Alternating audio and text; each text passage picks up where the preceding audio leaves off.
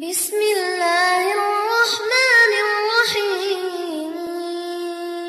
Saat sujud kita mengakui, ya Allah, Engkau yang merawat aku, memberikan segala kebutuhanku, memaafkan aku kalau salah, membimbing aku ke jalan yang benar, ngasih oksigen tanpa memberikan batasan. Semua Engkau berikan kepadaku. Tapi dalam keadaan demikian, aku masih melanggar ketentuanmu. Lisanku masih tajam. Tanganku bahkan sekarang mewakili lisanku, menyakiti orang dengan tulisan.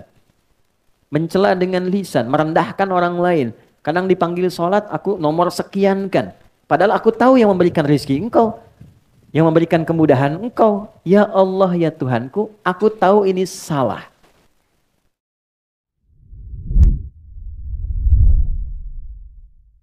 Di pertemuan lalu, kita sudah belajar tentang sujud.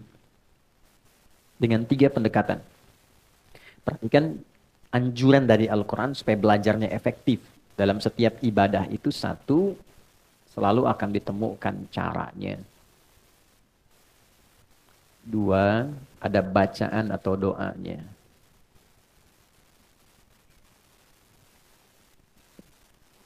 3, nah ini yang jarang dikaji. Saya garisi yang 2 ini. Nah ini hikmahnya. Atau maknanya apa. Dan implementasi kehidupannya. Oke. Nah, pola belajar seperti ini yang menjadikan pengetahuan kita itu 1 lebih lengkap, 2 lebih dalam, yang 3 lebih terasa dalam kehidupan karena tahu makna dan praktikalnya. Misal, ketika saya sampaikan di awal bahwa pertama saat memulai sholat kan dibuka dengan takbir kan? Cara 1, angkat tangan sejajar dengan bahu di sini. Kalau kita mengacu pada hadis baik di Al-Bukhari ataupun di Muslim, tersambung pada sahabat Khalad bin Rafi Az-Zulaiki yang mendokumentasikan ini sahabat Abu Hurairah, kemudian dikodifikasikan dalam kitab misalnya Sahih Muslim nomor hadis 397. Baik, angkat tangan sampai sejajar dengan bahu. Rafa'a yadayhi hadwaman kibaihi di sini. Bacaannya apa? Ditemukan di riwayat Abu Daud. Fayaqulu Allahu Akbar. 1, cara sudah dapat. 2, bacaan sudah dapat. Allahu Akbar. Yang 3, ini poinnya. Apa sih maknanya? Kenapa begini? Maknanya apa? Kenapa yang diucapkan Allahu Akbar? Apa korelasinya bacaan ini dengan bacaan setelahnya di iftitah? Karena mesti ada makna. Kan implementasi sholat itu merubah kita menjadi lebih baik. Innas sholata tanha anil fahsya wal munkar. Mungkin nggak sesuatu dikerjakan merubah kita, tapi kitanya nggak paham? Mungkin nggak? Nggak mungkin. Makanya kalimat tadi itu yang disampaikan tegas oleh Al-Quran di Quran surah 29 ayat ke-45 dibukanya dengan pendekatan belajar yang benar. Persoalannya yang sering dihafalkan pertengahan ayatnya awalnya tidak dibaca. Kalau saya baca tengahan, Anda pasti akan bisa melanjutkan. Innas sholata tanha anil fahsya. Oke, sepakat. Coba baca awal ayatnya. Utlu ma uhya ilaika minal kitab wa aqimis shalah. Perintahnya utlu. Anda buka mushaf, Anda temukan terjemahan bacalah.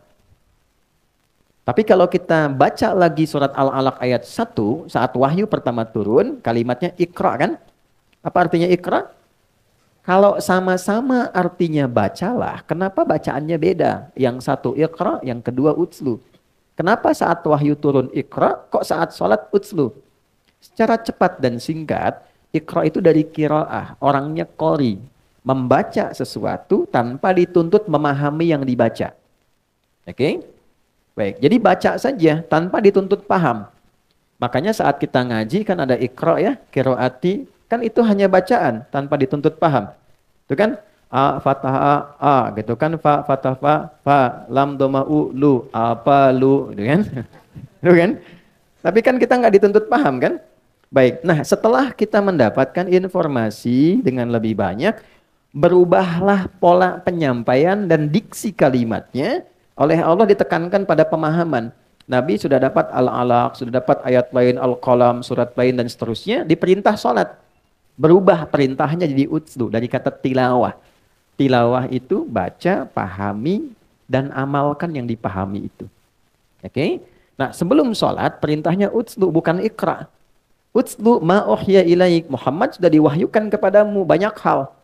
Cara dan turunannya.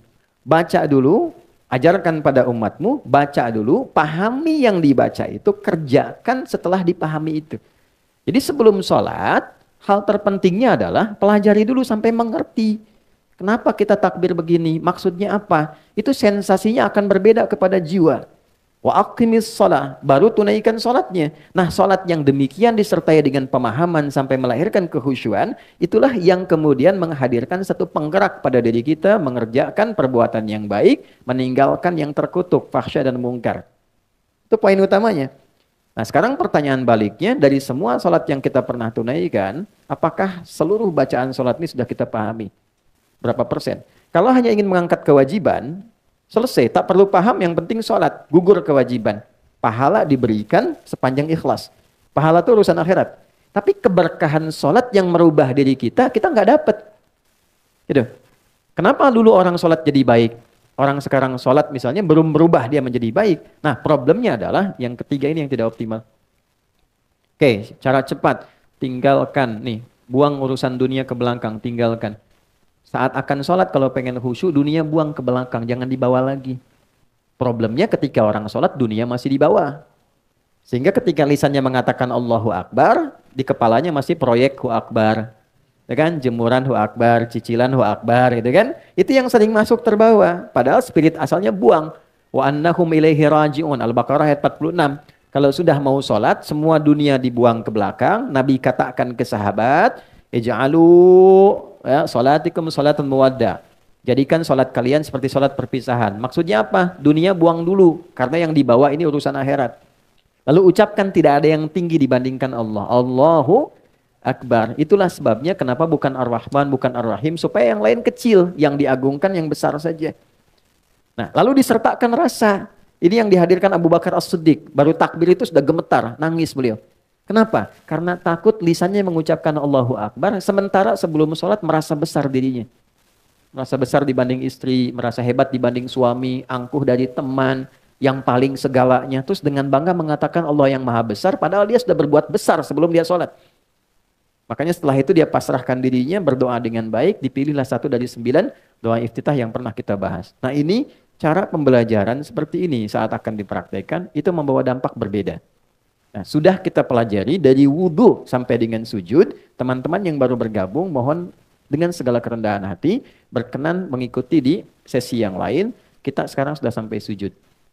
Mau bangkit dari sujud. Jadi kasihan tuh sebulan belum bangun dari sujud. Sudah, oke. Poinnya, turun dari sujud saya cepat saja. Bisa dilakukan dengan 2 cara. Saya persingkat ikhtisar dari yang lalu.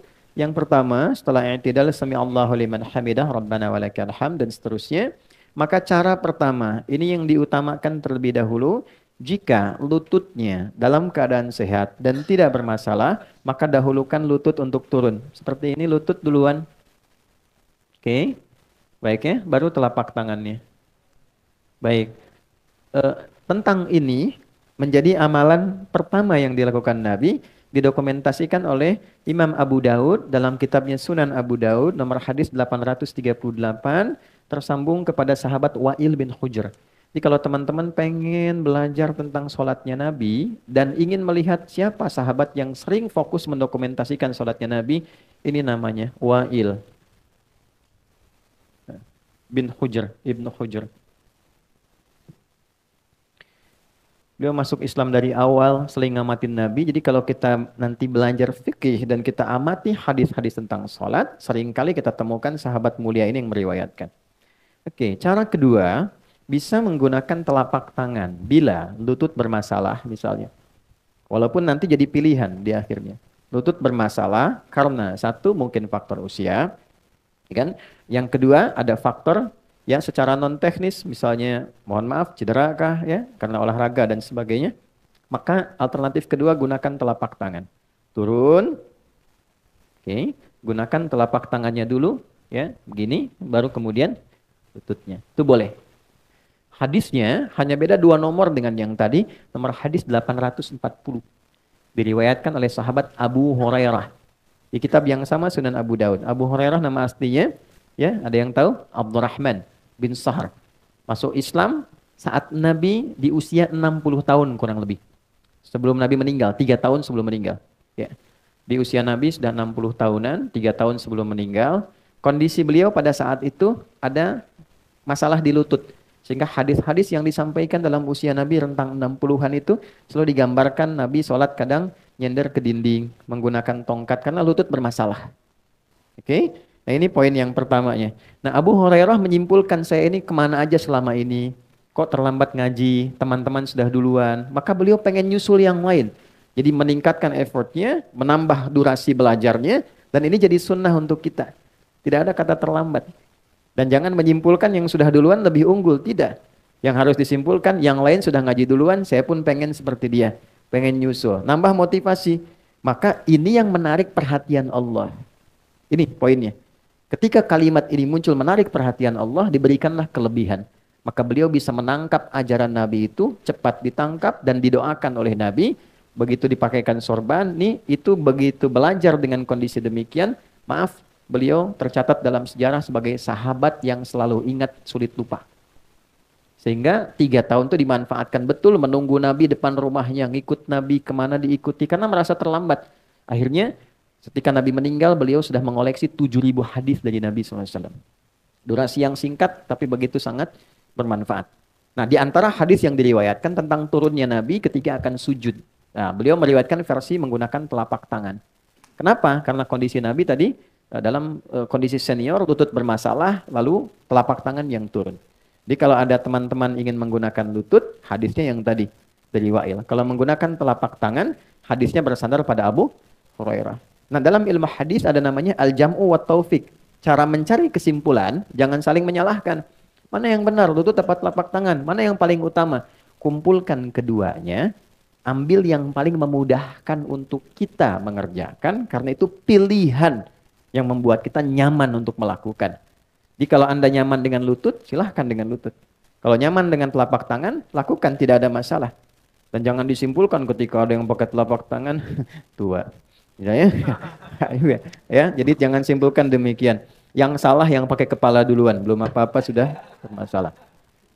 Oke, sudah sujud, pastikan 7 anggota badan menempel sempurna dulu sebelum berdoa. Saya cepat, highlight dengan cepat. 1, kening. Hadisnya dari Ibnu Abbas radhiyallahu taala anhuma, qala umirna an nasjuda ala sab'ati a'dhamin. Kami diperintah untuk bersujud dengan 7 anggota bagian tubuh. 1, kening. Saya sudah membahas persoalan tentang mukna, membahas persoalan juga tentang rambut, silahkan cek di pertemuan lalu. Yang kedua, 2 telapak tangan. Oke, jadi 1 tambah 2 3. Yang selanjutnya 2 lutut tambah 2 5. Selanjutnya 2 kaki dengan jemarinya 7. 1, 3, 5, 7. Oke. Baik, saat menyebutkan kening jabahah, Nabi telunjuknya menunjuk ke hidung begini. Dalam kondisi yang bersih, karpet dan sebagainya, nanti ukuran ini, kening, itu bisa disesuaikan dengan hidung. Jadi bisa menempel, tapi kalau kira-kira sedang di, di pantai atau naik ke gunung, kurang bersih dan sebagainya, maka nggak harus ditempelkan hidungnya. Karena yang paling pokok itu apanya? Keningnya. Baik, 7 ini, ingat baik-baik. Kemudian makin sujudak. Tempelkan dengan baik dulu. Jangan langsung berdoa. Ini baru turun belum nempel sudah doa. Subhanarabbiyal a'la. Tidak. Tempelkan dengan nyaman, makin sujudak. Sampai merasakan sensasi yang enak nempelnya. Yang penting kening. Ingat ya. Karena itu jangan gunakan, sekali lagi, jangan gunakan alas sujud yang terlampau empuk. Sehingga tidak terasa pertemuan kening dengan tempat sujud. Ya, karena itu saya sering koreksi sejadah yang kalau kita sujud itu nggak rasa nempel, kayak ngambang. Jadi ibu kalau beli lihat sejadah, teman-teman, jangan lihat bagusnya, lihat fungsinya. Sejadahnya memang bagus, tapi nempelnya kayak bantal. Begitu sujud nggak bangun-bangun gitu. Oke, ya, ini tempatnya yang semakin tempat itu rata dan membuat nyaman ini untuk sujud tuh bagus. Tempelkan, biasanya kalau yang belum terbiasa agak pusing awal-awal, setelah itu enak tuh. Karena darahnya kan dipompa tuh. Ya, ngalir ke otak, ngalir lagi dan ada titik pusat di sini. Ya, ada riset menunjukkan God spot-nya gitu di tengah ini. Lalu tangan sudah menyatu semua enak baru berdoa. Nah, di titik ini kemarin sudah kita bahas doa pembukanya, ya kan? Subhana rabbiyal a'la atau subhana rabbiyal a'la wa bihamdi, atau yang ketiga subhanakallahumma rabbana wa bihamdika Allahumma firli. Nah, di sini kita berhenti pertemuan lalu. Sekarang kita akan bahas bacaan itu plus hikmahnya. Caranya sudah, bacaannya sudah, tinggal hikmahnya apa, baru bangkit dari sujud untuk duduk di antara dua sujud. Saya punya waktu kurang lebih ada 30 menit ke depan, kita fokuskan dengan baik. Bismillah. Baik, kita mulai. Ini materinya cukup penting ya, tolong fokus, karena saking pentingnya dihapus aja susah tuh. Oke, satu yuk kita mulai ya. Bismillah. Izinkan saya memulai dari sini. Kelihatan di situ? Ada ya? Ya, Subhana Rabbiyal A'la. Mas Dimas tolong dinotis ya. Pertemuan berikutnya saya bawa materi PowerPoint ya. Supaya nanti bisa kelihatan. Kita sudah siapkan kok, ada gambar, ada apa, jadi bisa lebih kelihatan. Ini yang kedua, ini satu. Yang kedua, depannya sama sampai sini. Ditambahkan wa bihamdi. Ya, subhana rabbiyal a'la wa bihamdi. Oke. Yang ketiga, ini agak lebih panjang tapi lebih dalam. Subhana nakallahumma rabbana wa bihamdika Allahumma ghfirli. Saya bantu dengan bacaan supaya nanti bisa memudahkan memahami apa yang saya tuliskan. Oke. Saya yakin semua sudah mengetahui ini, tapi poinnya adalah apakah membacanya juga dengan rasa untuk memahaminya. Apa maksudnya? Baik. Subhana rabbiyal a'la. Subhan, apa itu artinya subhan? Subhanallah itu apa? Subhanallah. Maha suci Allah. Maha suci Allah itu apa? Subhanallah. Oke. Okay. Subhan tidak disebutkan dalam Al-Quran atau bahkan bahasa Arab standar kecuali menunjuk pada satu keadaan, sifat atau sikap yang tidak sesuai dengan keagungan Allah. Jadi kalau ada sesuatu ungkapan, keadaan, perilaku yang tidak sesuai dengan keagungan Allah, itu orang Arab mengatakan subhanallah. Misal, dalam keyakinan kita sebagai muslim, dan hebatnya ini didialogkan secara rasional dalam Al-Quran. Tuhan itu mesti tunggal, ya, dan kalimatnya dasar harus beda dengan yang bukan Tuhan. Standar, laisa kamitslihi syai'. Jadi disebut Tuhan tuh karena memang punya perbedaan dengan yang bukan Tuhan. Dan itu harus 100% beda. Ya, 100% different, nggak boleh sama. Kalau sama berarti ada bagian tertentu yang bisa jadi Tuhan bagi yang lainnya. Baik. Jadi dari logika ini logis ya. Oke, kalau manusia itu melahirkan, Tuhan boleh nggak melahirkan? Nggak boleh, kan harus beda. Kalau manusia berpasangan, Tuhan boleh nggak? Tidak. Kalau manusia punya anak, Tuhan tidak kan? Baik, nah itu kan logika sederhana ya. Nanti dialognya banyak dan tajam sekali di dalam Al-Quran. Lalu ada orang mengatakan begini, Tuhan punya anak.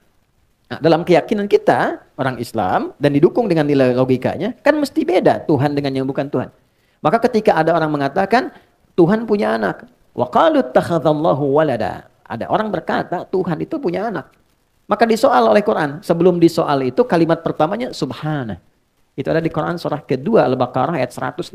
Paling kiri di pertengahan di mushaf. Quran surah kedua, ayat 116. Ya, ayat 116 itu setelah 115, sebelum 117. Wa qalu ittakhadallahu walada. Mereka berkata Tuhan itu punya anak. Kan? Nah, nanti hal pertama sebelum diungkap dan didialogkan secara rasional, itu kalimat pertamanya subhana. Oh, enggak tepat.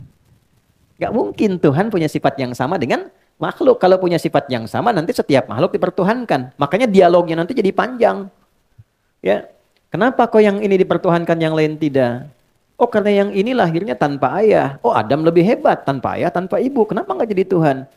Karena yang ini menghidupkan yang mati. Ibrahim lebih hebat, menghidupkannya dicincang dulu, terus dipisah di beberapa bukit.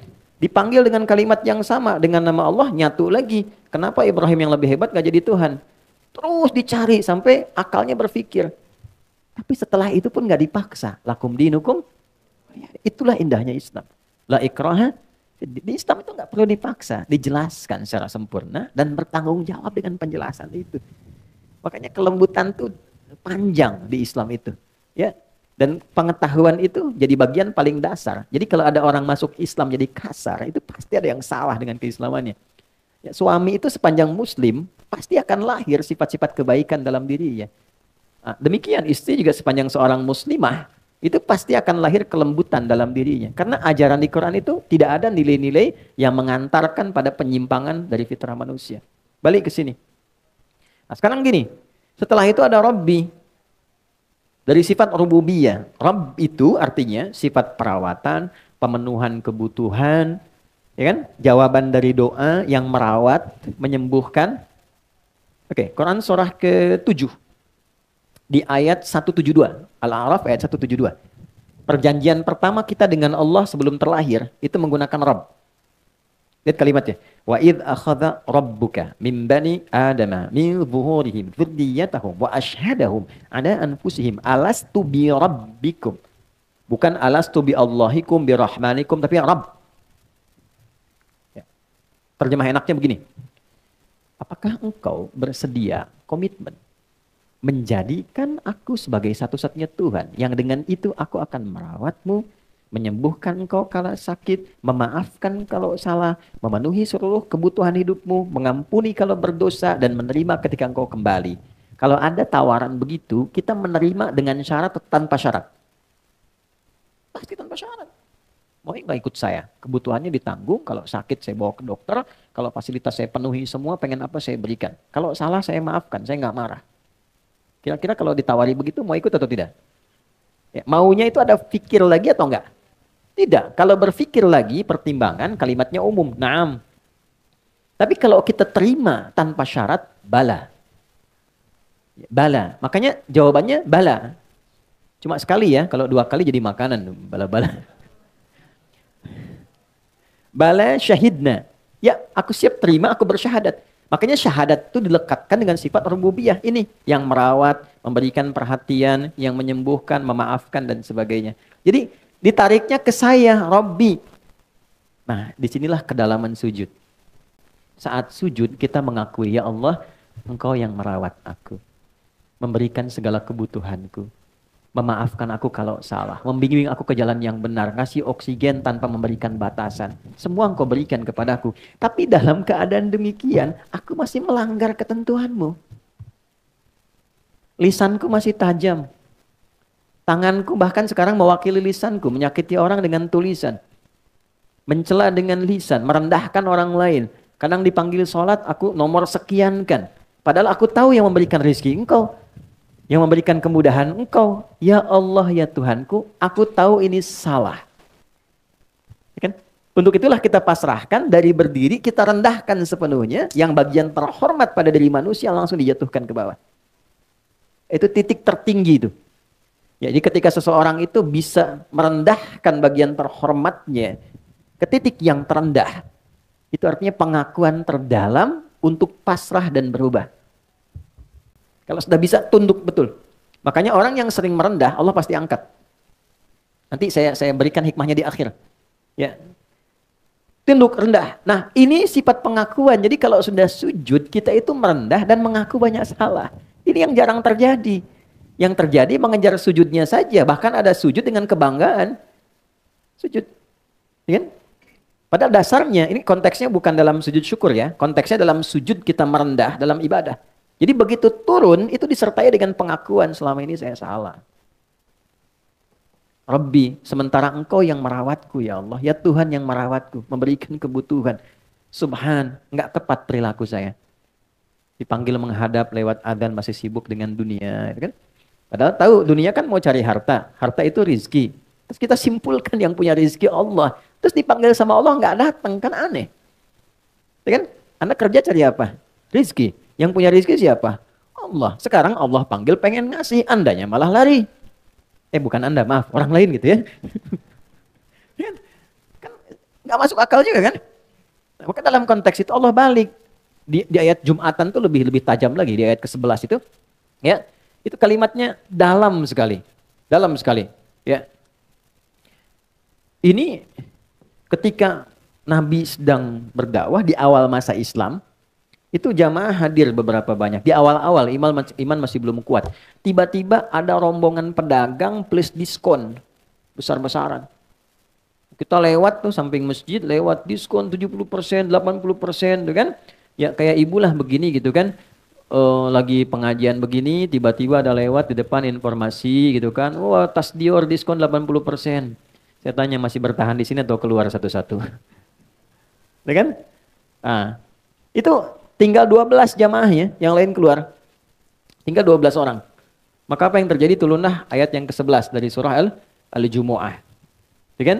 Wa tarakuka qa'ima. Engkau meninggalkan nabimu itu berdiri sendirian, tersisa tinggal 12. Saya langsung ke ujung. Qul ma indallahi khairum minal lahwi wa minat tijarah. Muhammad viralkan kalimat ini pada mereka. Yang Allah telah siapkan bagi orang yang merespon panggilan Allah.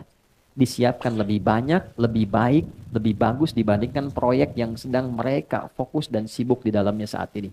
Jadi akan terjadi, rumus Qurannya begini. Kalau nggak disebutkan tokohnya siapa, kejadiannya kapan, itu akan terjadi dengan substansi yang sama, tapi tokoh yang berbeda. Ada orang akan meninggalkan Jumat demi mengejar proyek. Ya, maka sampaikan, kata Allah, ya Muhammad sampaikan. Apa yang Allah telah siapkan, itu lebih dahsyat, lebih tinggi nilainya dibandingkan proyek yang sedang mereka kerjakan. Ujungnya lebih indah. Wallahu khairur raziqin. Bukankah Allah yang memiliki rizki? Yang terbaik dalam membaginya. Kamu tahu aku yang punya. Kamu tahu aku yang berikan. Kenapa saat aku panggil untuk aku kasih, kamu justru menjauh dariku? Pertanyaan basic sekali. Nah ini yang sering terjadi dalam kehidupan, begitu kita sujud, nah suasana itu mesti dibawa. Ya bagaimana doa bisa dikabul kalau ini saja belum kita hadirkan? Kan merendah dulu, evaluasi dulu. Anda datang ke pimpinan di kantor, ya kan? Bawa proposal. Bang, izin Pak, ini permohonan untuk bulan ini, semoga Bapak bisa meng-ACC dan sebagainya. Yang kedua, izin Pak, mohon arahan, mohon evaluasi. Barangkali yang kemarin ada kekurangan-kekurangan. Saya mohon diberi petunjuk. Yang salah-salah, barangkali mohon diarahkan supaya saya bisa perbaiki, meningkatkan kinerja. Supaya lebih baik Pak. Ini untuk gambaran yang kemarin dan pengajuan yang akan datang. Antara yang satu dengan yang kedua, peluang diberikan ACC-nya, dikabulkan tuh besar yang mana? Satu atau dua? Yang kedua. Demikian saat sujud, Anda kan meminta. Mohon dikabulkan, pengen doa, kadang terisak tangisan, tapi sifat ini nggak hadir. Maka yang paling harus dihadirkan pertama kali ini sifat a'la kehadap Allah dulu. Ya Allah, Engkau yang maha agung. Tidak setara dengan sikapku yang selama ini kadang menjauh darimu, kadang melanggar banyak ketentuanmu. Aku pasrah ya Allah, pasrahkan dan segala kehormatanku pada dirimu saat ini. Aku mohon ampunan selama ini bersikap yang tidak pantas. Itu kurang lebih makna dari kalimat subhana rabbiyal a'la. Kalau kita teruskan wa bihamdi, maka kita sertakan pujian setelah itu. Ya Allah, perilakuku yang kurang baik tidak mengurangi kesempurnaan pujian untukmu. Tidak mengurangi keistimewaan segala kemuliaan yang melekat kepadamu. Lalu kalau kita ingin tambahkan lebih dalam lagi, ini Allahumma gfirli. Ya Allah, dengan segala luas ampunanmu dan dengan segala kekuatan dan kemuliaanmu, mohon ampuni hamba. Hamba sadar, hamba salah. Itu kalau kalimat itu keluar, mengaku saya salah, itu mahal. Coba suami, kalau ada masalah sama istri, mahal sekali kalimat, ya bun saya salah. Itu mahal, mahal ya. Mahal banget tuh. Ya, ya. Pokoknya kadang ada satu psikologi di hadis itu menarik sekali bagi perempuan itu. Ya, dia tuh tidak peduli betapapun ya Anda benar, tapi hanya ingin mendengar bahwa ya dia tidak salah gitu. Nabi itu datang dalam satu kondisi sudah sibuk apa ke rumah, itu Sayyidah Aisyah curhat. Ada ulama yang menghitung curhatnya itu kalau dihitung sampai 2 jam. Ada yang menghitung lebih daripada itu. Tapi yang paling menarik, Nabi nggak motong. Itu menarik sekali. Nabi loh, nggak motong. Dibiarin aja. Cerita, kan? Sudah selesai. Alhamdulillah. Sayang, semoga Allah berikan begini, begini, begini. Selesai. Itu kan? Itu sesuatu yang dalam sekali. Ini kan saya lihat wajah-wajahnya yang mantan kajian kemarin ya. Apa? Ada Robiah Kem ya. Kemarin saya lihat beberapa tuh. Nah, atau ada beberapa. Gini, kenapa terlalu banyak drama di rumah tangga itu? Kan di Quran itu berumah tangga itu seperti permainan. Banyak bermain, banyak gembira aja. Jangan terlalu serius. Serius dalam beberapa hal saja. Yang lainnya banyak gembiranya. Nabi kan jalan bareng. Balap lari sama Sayyidah Aisyah. Kadang digendong, kadang gulat, kadang nonton bareng-bareng. Ya nikmati selama masih berkehidupan dalam rumah tangga. Ya, balik ke sini. Kenapa jauh-jauh ke situ? Ini ya. Nah, jadi ini dulu yang dihadirkan nih. Kepasrahan diri kita, sujud, permohonan ampunan, baru minta. Jadi kalau sudah frekuensinya nyambung, enak, merata, bagian tubuh tuh kerasa enak ngalir, sujud. Tapi kalau udah terisak tuh enak banget, kayak nggak pengen bangun lagi gitu. Ya makanya Nabi itu sering kali lama dalam sujud. Sebagian menyimpulkan sujud terakhir, padahal di setiap sujudnya lama. Kenapa paling akhir lebih lama daripada yang sebelumnya? Karena kerinduannya kepada Allah itu memuncak dan terpenuhi dalam keadaan sholat. Kalau sudah selesai sholatnya nggak tersambung lagi kan? Nggak tersambung tuh dalam arti secara langsung fokus, tidak ada dengan umat gitu. Itulah yang menjadikan sujud terakhirnya lama. Kan? Kadang sebagian jamaah makmum pengen cepet tuh kan? Nah ini ditanyakan kerinduannya kepada Tuhan. Nah ini ketika nempel betul, barulah permohonan intinya dimintakan. Biasanya, kalau sudah sampai ke titik ini, dan ini dipraktekkan yang hikmah tadi, belum minta sudah dikabul. Biasanya. Kalau sudah ke kalimat Allahumma gfirli dan betul, itu belum keluar, sudah dikabul. Tapi kalau kita ucap ya dalam salat sunnah misalnya, dalam lisan yang terkenal, terpahami oleh diri kita saja. Oke? Kalau dalam salat fardu tidak dilafadzkan, cukup dalam hati dihadirkan. Ingat, ada masalah ya tumpahkan aja dalam tangisan, sujud, minta. Sampai ke titik ini, nanti lihat apa yang terjadi. Ini rumus di Quran surah 12. Ya. Surah 12 ayat ke-85 sampai 86 tuh. Ya, di surat Yusuf. Kalau mau lebih komplit nanti dengan kisah dan turunan sampai ininya sampai ayat 88-nya tuh. Ya.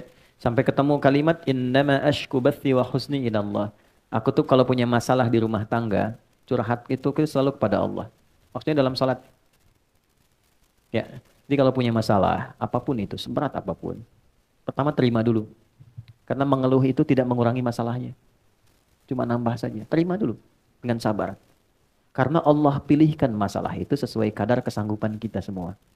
Nggak mungkin saya di hidayat diuji masalah Anda karena saya nggak sanggup. Yang kedua, masalah itu Allah berikan sebagai jawaban dari doa yang kita minta. Nah, tangga untuk meraih doa itu persoalan tadi. Karena nggak mungkin mengabulkan sesuatu tanpa proses, tanpa ujian tuh nggak mungkin. Anak SD mau lulus ke SMP, bisa nggak lulus tanpa ujian? Tidak bisa. Ujian itu diberikan bukan ingin membuat anak bermasalah banyak pikiran, bukan. Tapi menaikkan levelnya supaya memudahkan dia saat masuk ke SMP yang kadar pengetahuannya lebih tinggi daripada SD. Jadi ketika dipaksakan naik ke atas sementara ilmunya belum nyampe, anaknya kasihan. Anda minta sesuatu, dari mana tahunya Anda pantas dan bisa mengelola sesuatu itu saat mendapatkannya kalau belum diuji? Ya kan? Teman-teman minta sebuah proyek, dari mana tahunya proyek itu baik? Dari mana tahunya kalau menerima itu Anda menjadi lebih baik? Anda dapat proyek nih, ya Anda harapkan betul, tapi Anda belum siap menerimanya. Yang kalau Anda terima itu merubah kepribadian, keluarga jadi tertinggalkan, istri kurang perhatian, anak-anak terabaikan, belum siap. Maka dikasih dulu oleh Allah ujiannya, nih lewatin dulu 1, 2, 3, 4. Ketika kita mampu menguasai itu baru datang jawaban.